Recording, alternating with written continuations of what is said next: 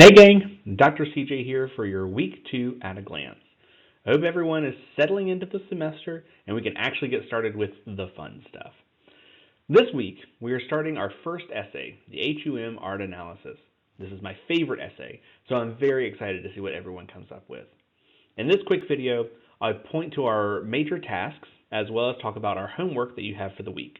So, let's dive in. So this is the first week that we actually really get to dive into the content. So I'm excited to see what everyone gets to do.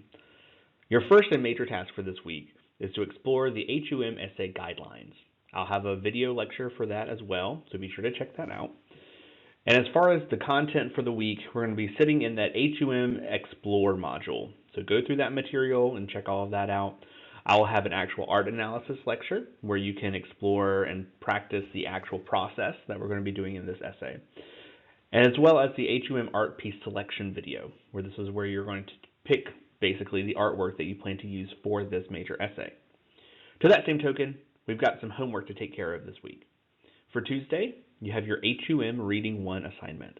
In these reading assignments, all you're basically doing is reading an essay or reading an article and responding to it.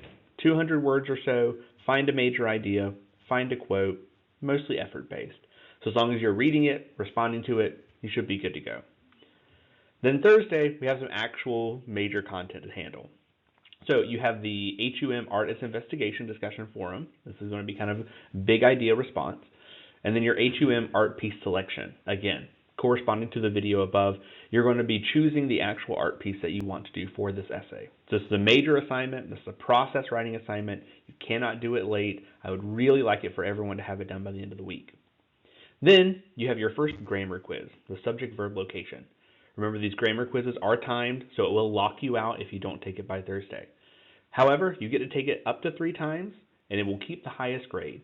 And I have the settings set where that you can see the questions that you get wrong so that you know what to improve for the next time you take it. So it should be very simple for you to go through it, but if you have any questions, by all means let me know. And that's it for this week. So we're getting our feet wet for the essay, finding out what topic we actually want to write about, and then getting ready to do the analysis. This is, again, my favorite portion of this essay, so I'm really excited to see what everyone does. So we'll see how it goes.